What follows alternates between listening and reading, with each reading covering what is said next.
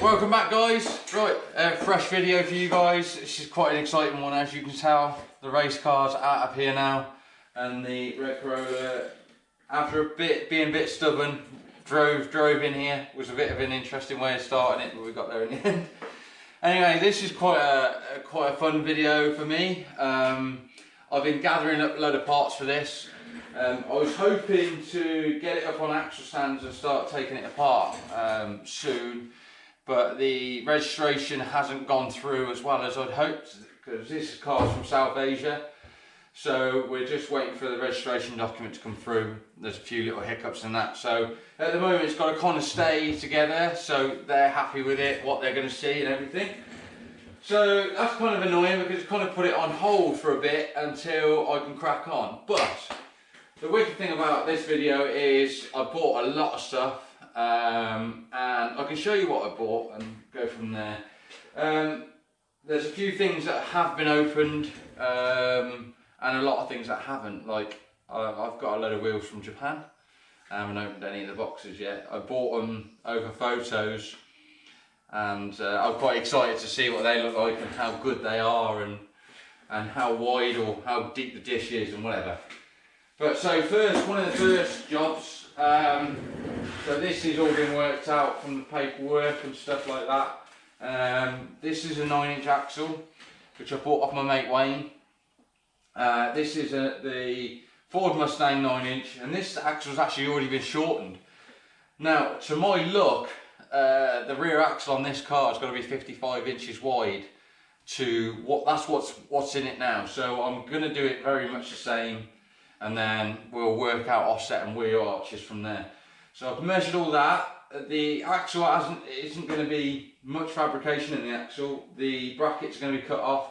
We'll make some plasma cuts and 4-link brackets, and we've ordered the shaft, and I've also ordered a spool and my gear ratio, which will be 4.56. These are the rear discs, so they have to get opened so we can measure the inside diameter of the disc, the shaft, to get that exactly right.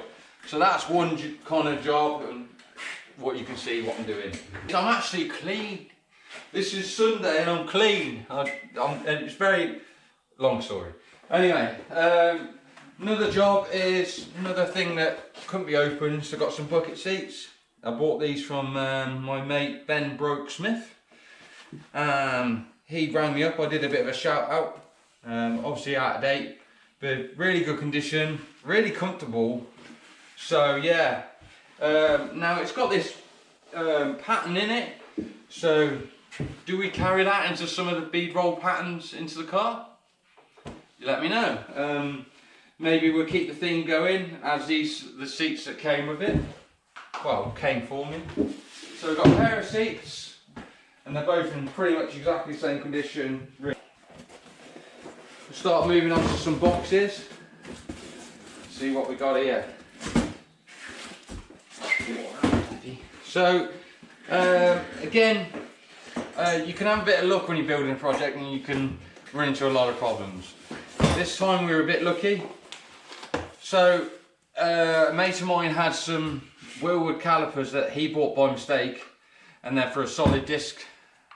So these are actually going to be used, and probably a lot of people might think they're a bit extreme, especially if they're going under a certain size wheel I bought.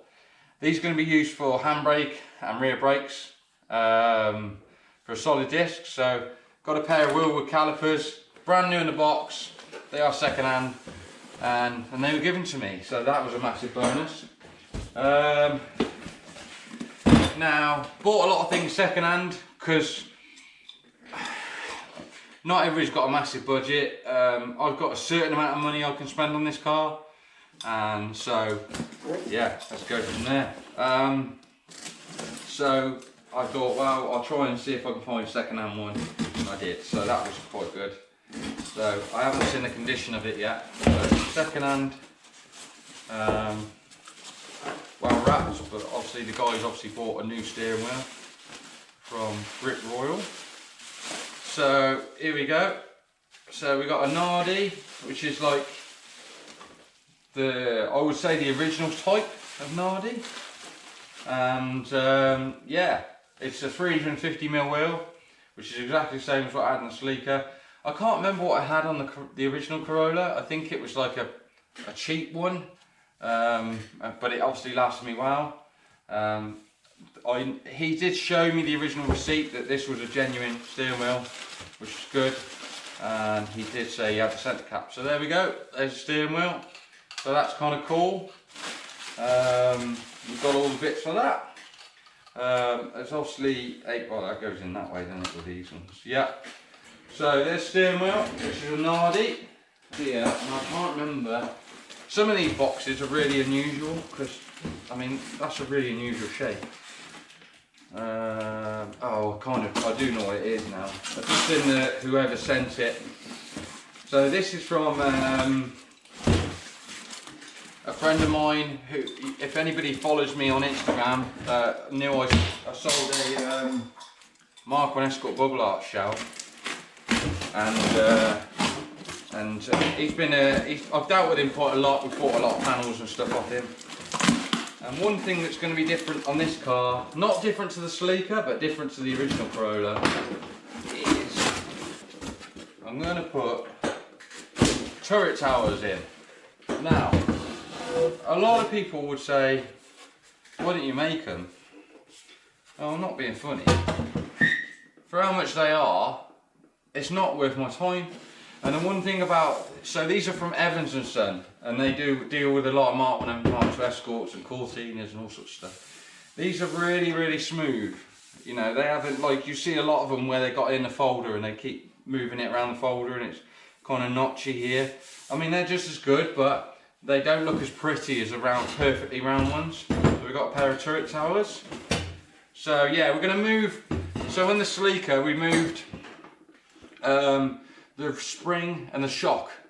I put a turret in the Sleeker, but instead of putting it right in the centre of the arch like you do on a Mark 2 or a Mark 1 Escort, we put them behind the arch, and then we run like a proper coilover, but we run a bracket off the back of the the axle, and we've got a bit more room. And the other bonus about that, we can slam it. So that's another thing. It's a good thing to have.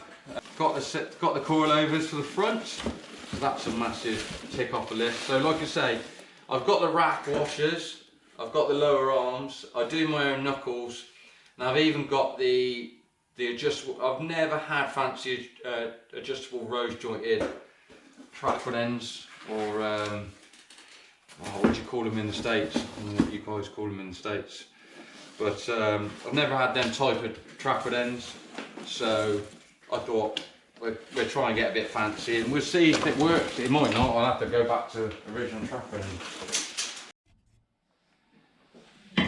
So yeah, obviously the reverse mesh flat dish, but I did say to the guy, if they're cheap enough, buy them, and they were cheap enough.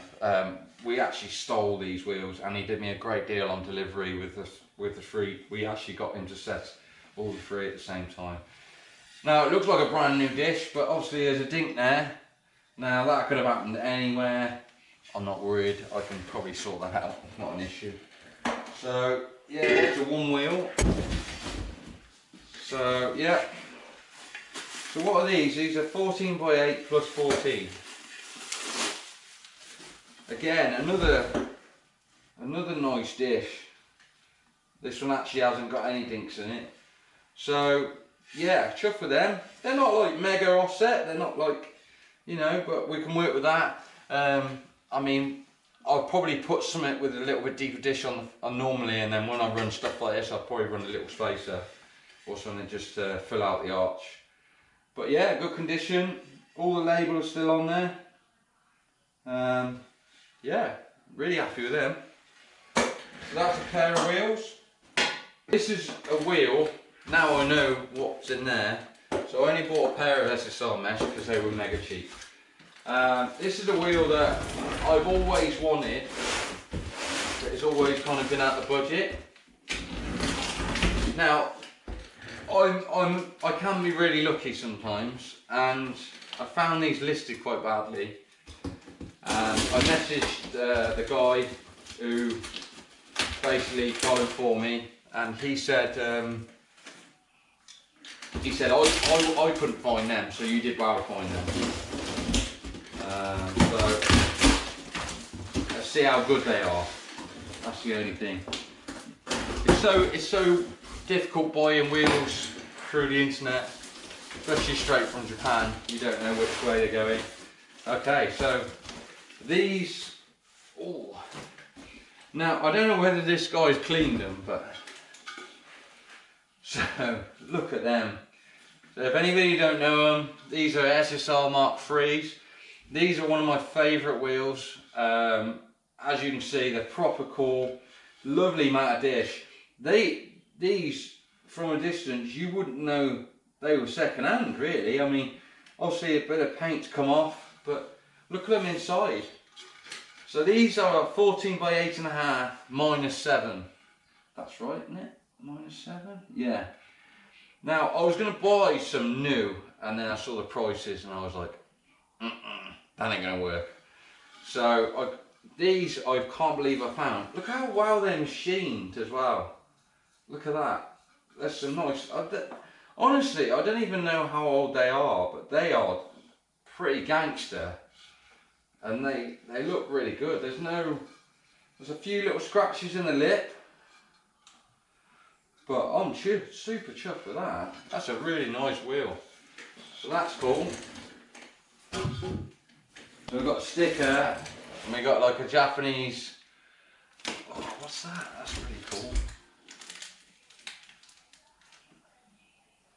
Looks like maybe a sweet or something. I'll have to check that out. Don't know Japanese. So this is the other wheel. I'll tell you what, they can't be that old. I don't know if the centres have been changed or whatever, but as in the colour, that maybe they're original. I don't know. But yeah, look how clean it is. They were a bargain. I mean, these wasn't the cheapest. I can't remember how much I paid for a pair of wheels. I think it was something like, I think these pair were like 500 and something quid, which sounds like a lot of money. But these, these would probably be 900 quid for a pair, because they're quite unusual sizes and stuff. And I was like, I saw them and just fell in love with them, so I was a bit like, oh god. So yeah, so we got a pair of mesh, and we got a pair of SSR Mark IIIs. So what's in the next box? Again, massive thanks to Joe for wrapping all. I'm pretty sure his name's Joe, or his company is Joe J or something. I'll find out. I'll find out in a minute, and I'll get the. I'll find out what's going on.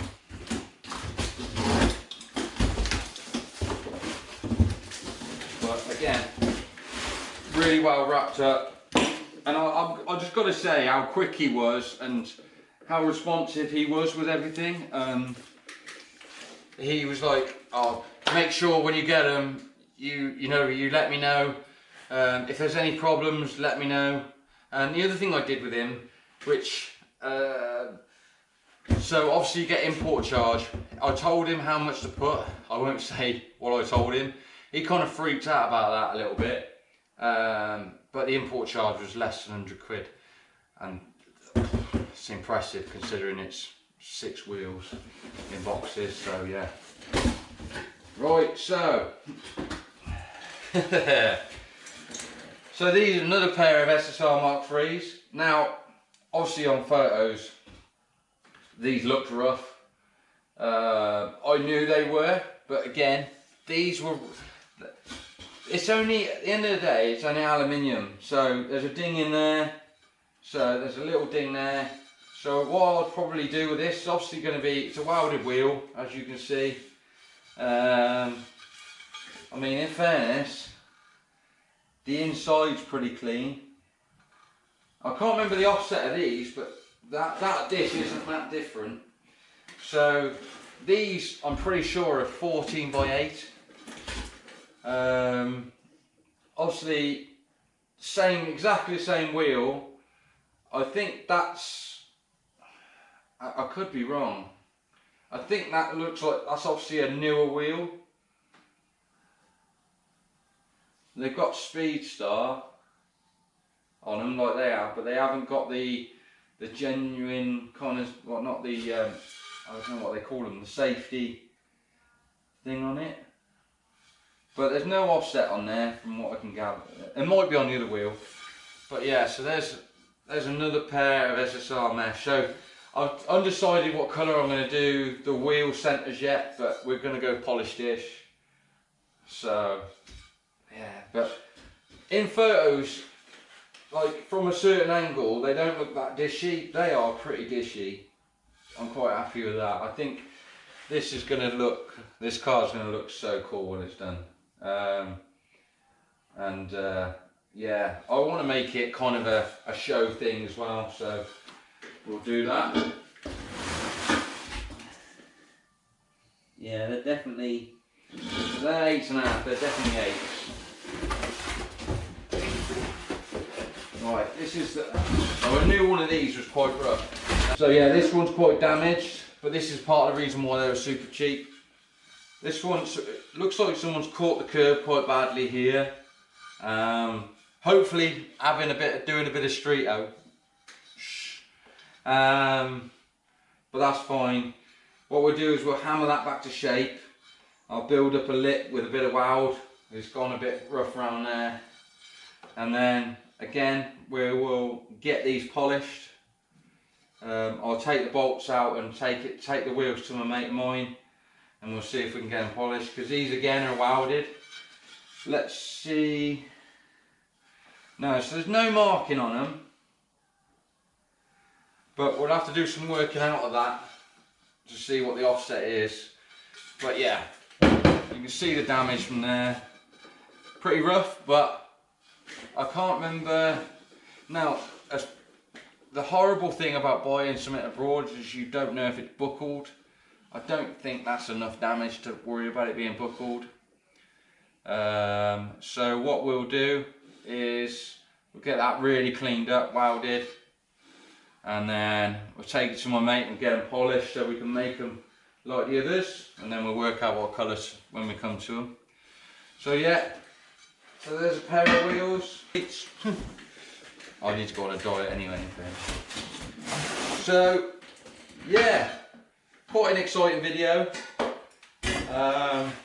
Sort of show you all the new bits and wheels and stuff like that. And this just gives you a bit of an idea of where my vision's going. Again, we're not going to go full retard on this car, as in I don't want to go full competition car. I'm not having rad in the boot. I'm not messing around with any of that stuff. I just want to get in it, go for a drive on a Sunday, scare the hell out of myself, do some drift days with my mates and obviously the Team Wild Boys, as Sam's building a retro car too, so we will document that when he comes to it, and go from there. Now, the only thing that isn't in here that I've got the engine, so I've got SSR, I've got SSR in mind. Oh. I've got SR20 DT bent cam. So this is the first time I put a bent cam SR in an old Toyota. I bought it off a mate of mine, TJ. So massive thanks to TJ for letting me buy it off him. I bought it off him 4 years ago, something like that. And it was a fairly low mileage engine. He did abuse it. It took it very well. I bought it with a broken gearbox. I actually bought it with 2 broken gearboxes, one broken second, one broken third. Can't put all of them together, so I bought another gearbox. So the engine is going to be going into the car completely standard. there's going to be rocker arm stoppers, and there's going to be a few bits like that, and we're going to paint the engine up, make the engine look really nice, powder coat everything around it, and make it really nice. But I don't want more power than 280 horse, because believe it or not, the old original red Corolla, it was 249 on Greg at Pro Juniors rollers, and it was plenty of power. It wasn't enough power to be pro level drifting, but it was plenty of power for the street on a 14-inch wheel to get a load of grip and not overpower the tyre. So the one thing about this car is you'll notice I'm putting a 9-inch in it. Now the reason why I'm putting a 9-inch in it is it's easier. You can get parts easier, you can have loads of diff ratios. I've got a lot of contacts through drag racing. It makes sense to run a 9-inch. Yeah, the original KE70 had a Hilux, and that was a bit more of a pain in the ass, just because it had Mustang shafts and it was a bit of an oddball. Anyway, that, as far as I know, that's still going in Nathan Rudd's car, so which is my old car. And so that I'm just going on how I'm trying to keep it simple, and with the history I've done, I know which way I'm going to go. So that's what we're doing. So core wheels, I probably will try and find another pair of wheels, so I've got at least a couple of spare drift wheels. Obviously the Mark IIIs will probably be the main wheel for photos and the, to stance it up a bit. So we'll keep them.